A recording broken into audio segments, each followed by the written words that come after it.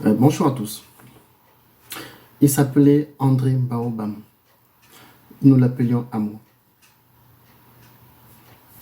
Qui était André Baobam?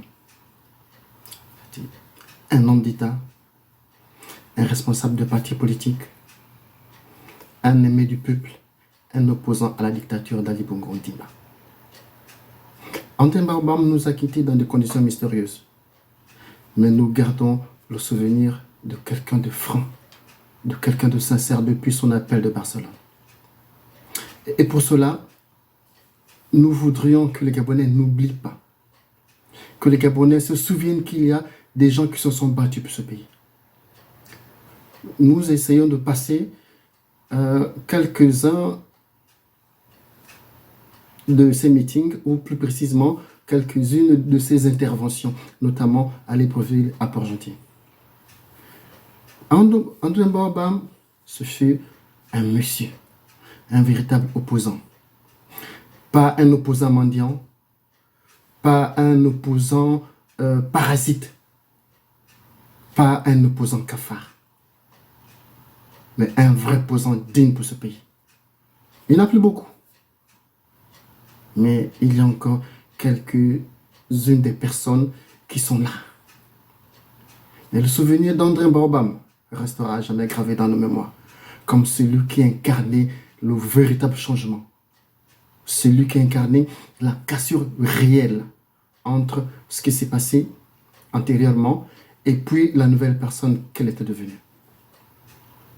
Cet homme de paix, cet homme à qui tout un peuple avait placé sa confiance et qui nous a malheureusement été arraché par ce que nous connaissons.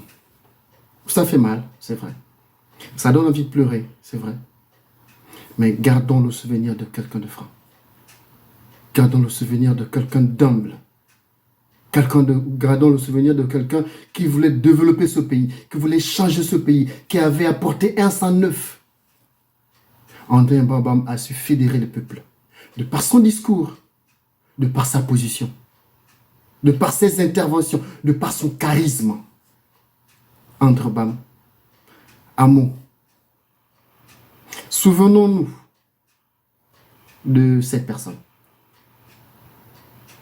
Souvenons-nous de son sacrifice. Car, vous le savez bien, il aurait pu rester de l'autre côté. Je pense qu'à présent, il serait toujours en vie. Mais André Baobam s'est sacrifié pour le peuple. Il s'est sacrifié pour nous. Nous n'avons pas le droit de décevoir. Nous n'avons pas le droit de mettre en doute les valeurs qu'il a voulu prôner. Notamment la reconstitution, la réconciliation nationale, la reconstruction de ce pays, l'amour des uns et des autres. J'ai pas assez de mots pour exprimer réellement ce que j'ai dans le cœur. Mais s'il fallait ouvrir, j'ai une colère en moi. J'ai une colère que j'arrive pas à exprimer, mais c'est une colère qui est là. J'ai bien envie de dire des choses, mais nous sommes dans les médias. J'ai bien envie de faire des choses. Nous sommes devant Internet. Que son âme repose en paix. Mais n'oublions pas le combat pour lequel Amo s'est battu, Amo s'est donné.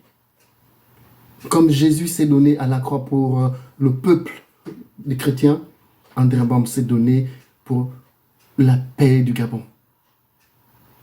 André Baobam, il s'est donné pour que le Gabon puisse émerger, puisse sortir, puisse se développer.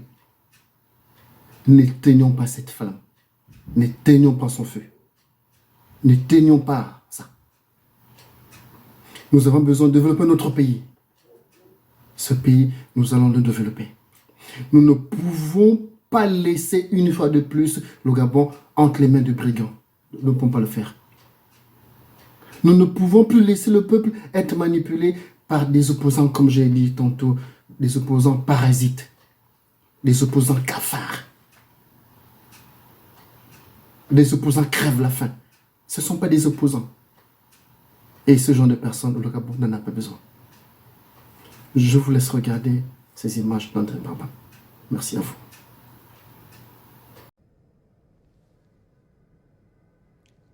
Gabonaises, Gabonais, mes très chers compatriotes,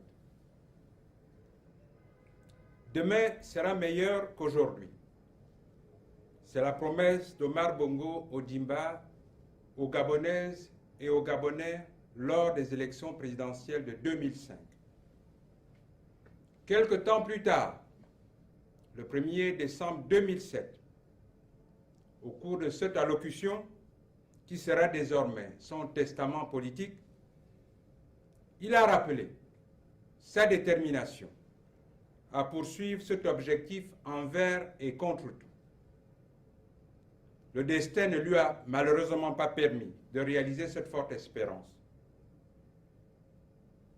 Le moment est maintenant venu.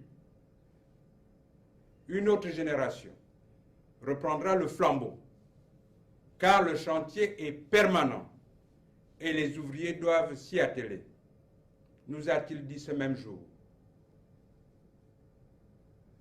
C'est très ému que de Barcelone, où je me trouve actuellement, je lance un appel à toutes les Gabonaises et à tous les Gabonais.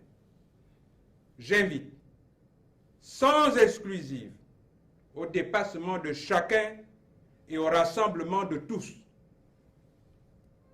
J'invite à la mobilisation et au rassemblement tous les acteurs politiques, toutes les formations politiques, tous les acteurs de la société civile, et sans oublier les autres forces vives de la nation, avec l'ambition de poursuivre l'œuvre de construction d'une nation prospère et d'un grand État initié par le président Léon Mba et amplifié par le président Omar Bongo. J'ai la volonté de réaliser cette mobilisation et ce rassemblement pour que ensemble, je dis bien ensemble, nous donnions un contenu à cette espérance historique et légitime de notre pays. Préserver la stabilité, préserver la paix et l'unité nationale, construire un Gabon de justice, de liberté, de partage et de prospérité pour chacun et pour tous, c'est la noble ambition qui m'anime et qui justifie mon engagement de toujours au service de notre pays et du peuple gabonais. Le 30 août prochain, l'élection du président de la République offre à chaque Gabonais l'occasion unique de choisir la voie de son avenir. Pour ma part, je propose la voie de l'audace, de l'imagination, de la modernité et du changement. Nous héritons d'un pays en paix. Et les Gabonais l'ont reconnu lors des funérailles du président de la République lorsqu'il nous réclamait à tous la paix jusqu'au bout. Nous héritons donc de ce pays en paix, d'un pays uni, d'un pays riche, que je m'engage, avec l'aide de vous tous, à développer davantage pour mieux en partager les richesses. Les priorités sont connues. Je veux faire du Gabon un grand pays. J'entends consolider la démocratie autour des valeurs républicaines que sont la justice, la liberté, la tolérance, le respect, l'équité et la solidarité. Le développement économique du Gabon, qui est mon premier objectif, doit signifier au quotidien l'implication de tous et l'amélioration significative des conditions de vie de nos populations. Je veux du travail pour tous. Je suis convaincu que dans un environnement où l'audace, et l'imagination sont de mise, chacun peut trouver sa voie. Chacun doit trouver sa voie. Je veux une nation digne et convenable pour chaque famille. Pour chaque famille. Je veux pour tous et chacun un accès garanti aux soins de santé pour tous. J'affirme ici ma volonté de faire aboutir le projet que j'avais moi-même initié lorsque j'étais ministre des Affaires sociales sur l'assurance maladie obligatoire, en abrégé AMO. Vous avez tout compris. Un accès effectif à une éducation et à une formation de qualité pour notre jeunesse qui doit rester sacrée, comme le voulait déjà le président de la République, son Excellence El Hadj Omar Bongo Ondimba. Cela est possible et nous le savons tous. Le Gabon est à juste titre reconnu et apprécié par ses voisins et la communauté internationale pour la stabilité et la sécurité qu'il garantit aux personnes et à leurs biens. Je m'engage à renforcer ces acquis, pour lesquels d'ailleurs j'ai longuement travaillé aux côtés du président de la République en qualité de ministre de l'Intérieur.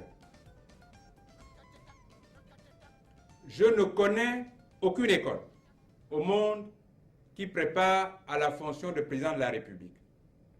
Cependant, après 25 ans d'apprentissage et de collaboration étroite aux côtés de feu le président Omar Bongo Ondimba, je dis bien 25 ans, ce n'est pas 25 mois, ce n'est pas 25 jours, 25 ans, je sais avoir été préparé et assumer cette grande responsabilité.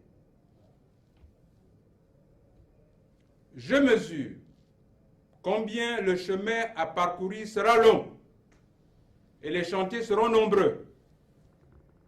Il est donc urgent de mettre notre pays en mouvement. Pour cela, il est nécessaire de mobiliser toutes les énergies et toutes les bonnes volontés. Omar Bongo Ondimba a remporté la bataille de l'unité nationale et ancré durablement notre pays dans la démocratie, une démocratie qu'il voulait consensuelle. Le développement économique et social du Gabon, au service de l'épanouissement de toutes les Gabonaises et de tous les Gabonais, doit être notre prochaine bataille. Avec votre appui à tous, je suis convaincu que ce sera notre prochaine victoire.